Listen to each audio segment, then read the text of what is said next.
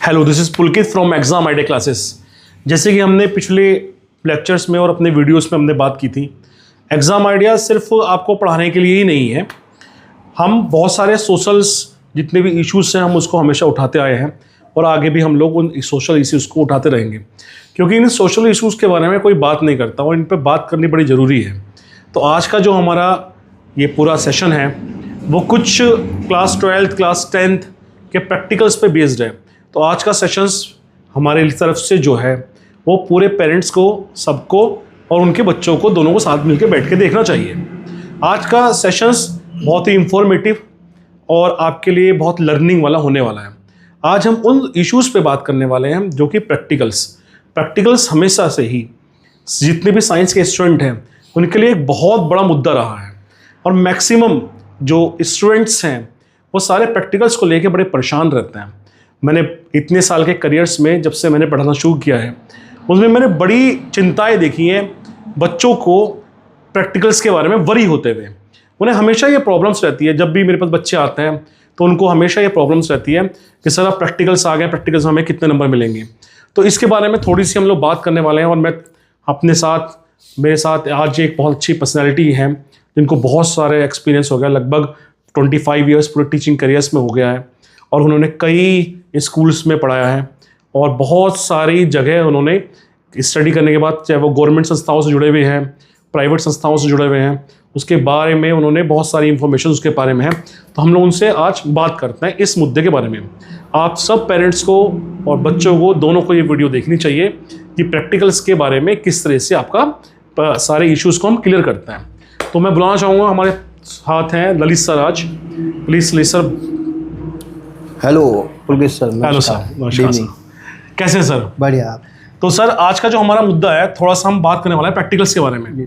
तो जैसे आपको बहुत साल हो गए पढ़ाते हुए, तो बच्चे ऑब्वियसली जैसे मुझसे आके पूछते हैं, आपसे भी आके पूछते होंगे, जैसे स्कूल्स में हम लोग पढ़ा रहे हैं उनसे दूसरे स्कूल्स के जब बच्चे कनेक्ट होते हैं हमारे साथ, तो हमेशा ये बड़ी प्रॉब्लम्स रहती है कि कुछ बच्चे, उनके जो फ्रेंड्स हैं वो बोलते हैं कि हमें स्कूल के टीचर से ही एक तो पढ़ना चाहिए और प्रैक्टिकल्स के रिगार्डिंग।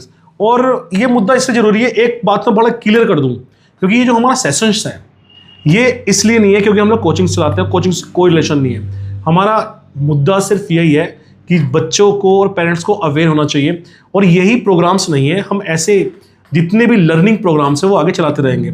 हमारा करियर काउंसलिंग सेंटर भी है और वो बिल्कुल हर बच्चे के लिए फ्री है। अगर कोई भी करियर काउंसलिंग से रिलेटेड कोई भी क्वारीज हमारे पास पूछने के लिए आता है, हमारे पास सिर्फ यही नहीं, करियर काउंसलिंग के बहुत सेशन चलते रहते हैं। हमारे पास देहरादून के बहुत सारे कॉलेजेस, दिल्ली के बहुत सारे कॉलेजेस जुड़े हुए हैं और यहाँ पर जितने बच्चे पढ़ते हैं उनको फ्री करियर काउंसलिंग प्रोवाइड कराते हैं। ये सेशंस और हमारे कोचिंग्स की जितनी वीडियोज़ हैं वो फ्री हैं और फ्री ही रहेंगी, इसमें कोई भी इश्यूज़ नहीं है। तो हमारा सिर्फ मुद्दा यही है, तो इससे रिलेट करके कोई भी टीचर्स या कोई भी पेरेंट्स नहीं देखें। हमारा उद्देश्य सिर्फ यही है कि बच्चे कभी कभी और मैक्सिमम बच्चे जो 30 मार्क्स के प्रैक्टिकल्स हैं उनको गेट करने के चक्कर में पूरी थ्योरी स्पॉइल कर बैठते हैं। उसके बारे में मैं थोड़ा सा बात करना चाहूँगा ललित सर से। क्या ललित सर, बच्चे जैसे मुझसे आगे पूछते हैं कि आपसे भी आके कभी ऐसा हुआ? हाँ, बहुत बार होता है ऐसा। तो सर मतलब ऐसी जो वरीज हैं, देखा है कि मैंने बच्चे के नंबर, जितने भी हम लोग प्रैक्टिकल लेने जाते हैं, हम हर साल CBSE के प्रैक्टिकल्स को लेने जाते हैं, तो बच्चे की एबिलिटी के बेसिस पे हम लोग 26 से नंबर नीचे, तो आई थिंक शायद बहुत ही वैसा बच्चा होगा जो नहीं सुना पाता, उन्हीं को देते हैं। 26 से नंबर नीचे तो हमारे जाते ही नहीं है। और ये भी है कि सब बच्चों को 30 आउट ऑफ 30 दिए भी नहीं जा सकते हैं। कुछ ही बच्चों को जो उस लायक होते हैं वो 30 आउट ऑफ 30 दिए जा सकते हैं।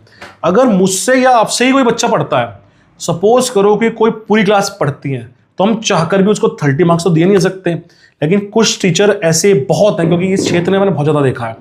इस क्षेत्र में क्योंकि ये क्षेत्र है हमारा जहाँ नजीबात से रिलेटेड है, नजीबात हो गया, नगीना हो गया, धामपुर हो गया, बिजनौर हो गया, बाकी के जैसे देहरादून में उससे पहले मैं पढ़ाता था, मैं HOD भी रह चुका हूँ। उत्तरांचल साइंस टेक्नोलॉजी हमारे पास एक कॉलेज है देहरादून में, वहाँ पे मैंने पूरे 3 साल HOD केमिस्ट्री के पोस्ट पर वर्क किया है। तो वहाँ भी सारी चीज़ें वहाँ पे मैं देखी है। तो वहाँ पे इस तरह के कोई इश्यूज़ नहीं है, क्योंकि वहाँ ट्यूशन्स का ट्रेंड नहीं है, वहाँ कोचिंग्स का ट्रेंड है। तो बच्चा जाता है, कोचिंग्स लेता है और वो आगे के फर्दर एम्स पहले से डिसाइडेड होते हैं। लेकिन यहाँ बच्चा जो है, जो आसपास का बच्चा, इतना अवेयर नहीं है, एक्चुअली कंपटीशन लेवल नहीं है, जिसकी वजह से वो ज़्यादा परेशान रहता है।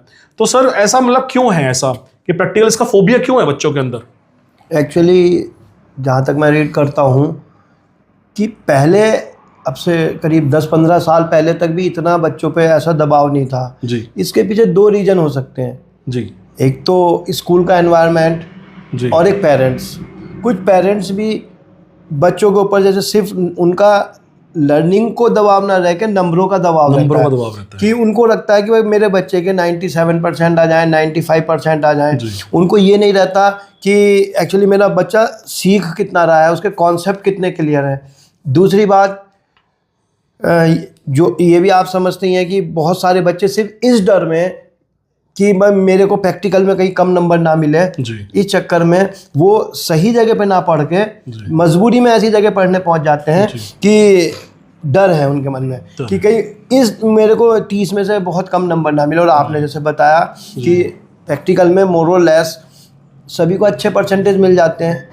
यहाँ मैं तो स्टूडेंट्स को यही सजेशन देना चाहता हूँ कि अगर हम 100 में से 70 + 30 को इन 2 ढेरियों में डिवाइड कर दें, जी। एक बड़ी ढेरी तो 70 नंबर की, अगर नंबरों की बात करें तो जी जहाँ तक नॉलेज और कॉन्सेप्ट की बात है मैं उस पर दोबारा आऊँगा। जी। और जो छोटी ढेरी है वो 30 मार्क्स वाली 30 है, मार्क्स वाली है। तो हम बड़ी ढेरी को छोड़ के जी छोटी ढेरी को पकड़ने की कोशिश कर रहे हैं। जी अगर आप, मैं कहता हूँ कि ठीक है, किसी ने आपसे प्रॉमिस किया कि भाई मैं तुम्हें 30 में 30 दिलवा दूंगा, 30 में 30 भी मिल गए जी और उधर आपके 70 में से 30 आ रहे हाँ, या 70 40 आ रहे हैं, 40 आ रहे हैं तो भी कितने परसेंटेज तो भी बने, कितने तो भी आप परसेंटेज? नंबर में पीछे रह गए।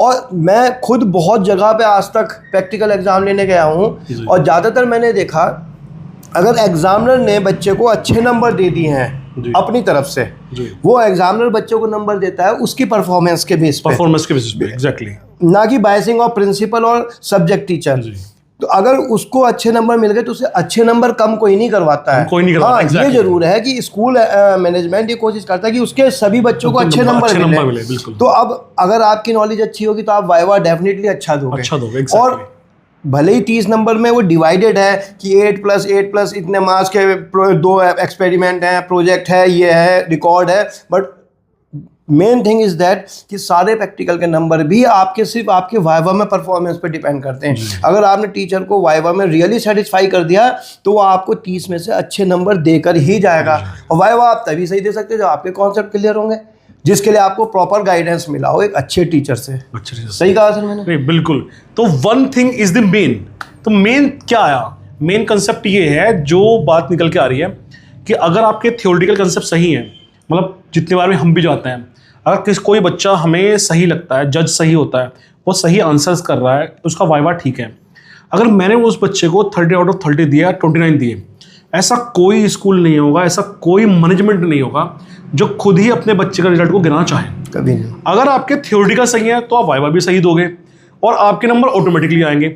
शायद ही ऐसा कोई टीचर होगा ही नहीं, मुझे नहीं लगता ऐसा कोई टीचर होगा जो आपने 29 किसी एग्जाम में नंबर दिए और वो कम करवाए। ये जरूर चाहता है कि अगर आपने किसी एग्जाम में 26 दिए तो 26 से थोड़ा बढ़वाया जाए, क्योंकि स्कूल का रिजल्ट बढ़े, स्कूल का रिजल्ट आगे आए। तो ऐसा कभी नहीं होता। तो मेन थिंग क्या है कि कंसेप्ट थ्योरीज के परफेक्ट होने चाहिए। प्रैक्टिकल्स से जो फोबिया है वो आपको अपने दिल से निकालना चाहिए, क्योंकि प्रैक्टिकल्स के फोबिया में मैंने बहुत बार देखा है कि बच्चे बहुत, मैं किसी का भी ऐसे क्रिटिसाइज नहीं है, तो कोई भी इसको अदरवाइज लेने की ज़रूरत नहीं है। लेकिन देखो, हमारा काम है, हमारा धर्म है। एक टीचर का धर्म सिर्फ उसका यही नहीं है कि वो पढ़ाए और चला जाए, उसका धर्म यही नहीं है। प्रोफेशन है, वो बात अलग है कि हमारी डिपेंडेंसी है, लेकिन एक धर्म ये भी है कि सोसाइटी को अवेयर किया जाए। जितना भी सारी चीज़ें हैं जो सोशलिज्म में चल रही हैं उसको बढ़ाया जाए और बच्चों को ये बताया जाए। तो हम हमेशा से ये चीज़ें करते आए हैं। प्रैक्टिकल में डरने की ज़रूरत नहीं होती है। अगर आपके कंसेप्ट ठीक है तो प्रैक्टिकल्स वैसे सही होंगे। आप सोचिए, प्रैक्टिकल के चक्कर में बहुत बच्चे हैं, बहुत ऐसे बच्चे हैं, मेरे पास बहुत ऐसे रिजल्ट है कि जो बच्चे कुछ ऐसी जगह चले जाते हैं पढ़ने के लिए, वो पूरे साल बैठे हुए हैं और पूरे साल सिर्फ उनके जो सिनेरियो है वो टाइम पासेस हो रहा है। जब लास्ट में बच्चा आता है, तो लास्ट में जब बच्चे होते हैं तो लास्ट में वो एग्ज़ाम में उन्हें फोबिया सताता है कि हम वो थ्योरी में पास कैसे हों, पूरे साल क्या पढ़ा।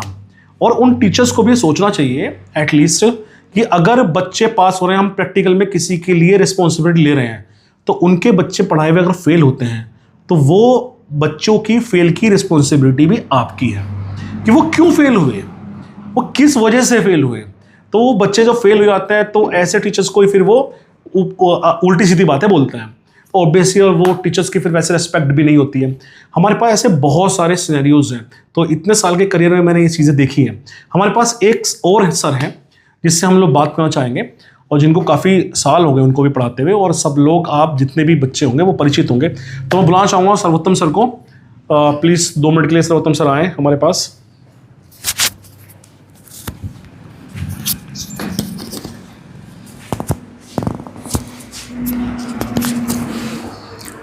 हेलो सर, कैसे हैं sir? Thank you Pulkit ji sir. सर्वोत्तम सर, यही प्रैक्टिकल्स के लिए हम लोग बात कर रहे थे, प्रैक्टिकल के बारे में बात कर रहे थे।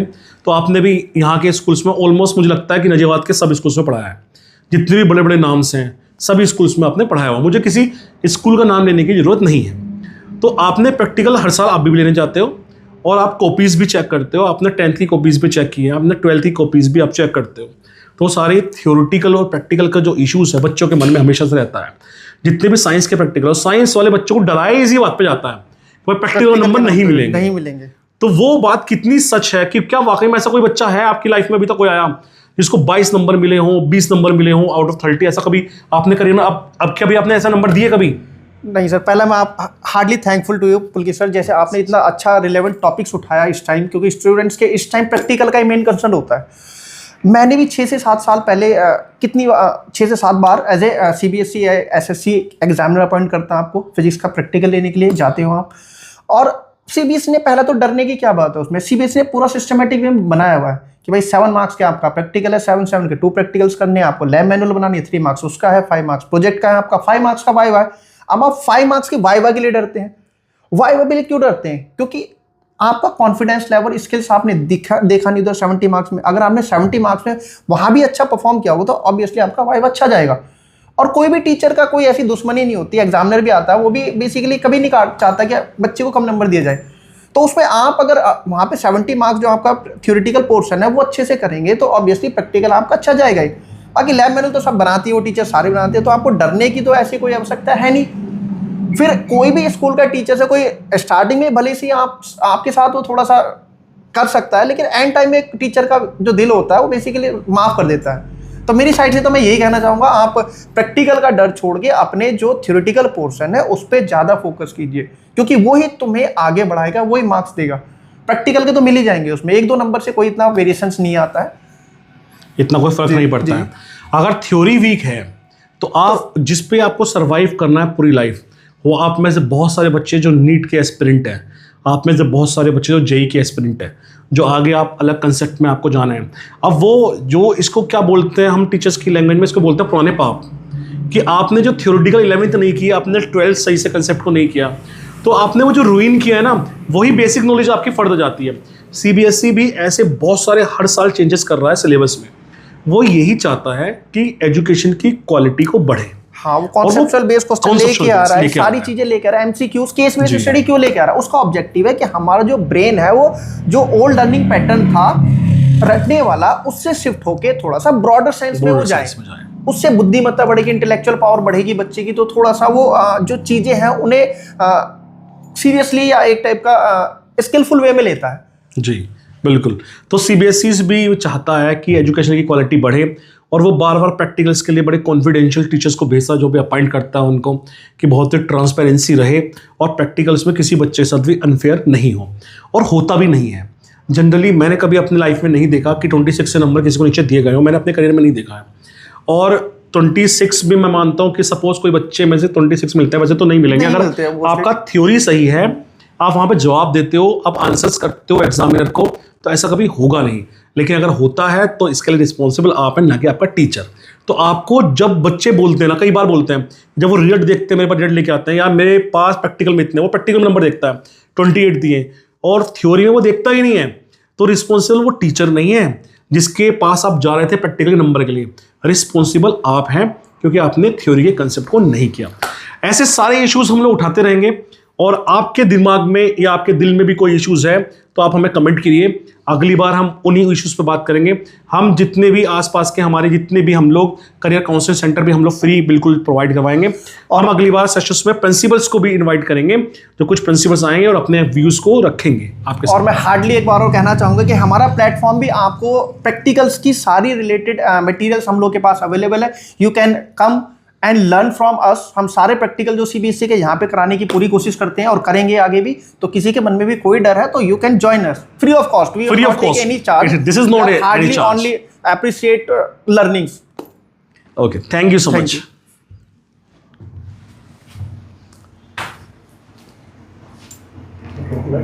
you.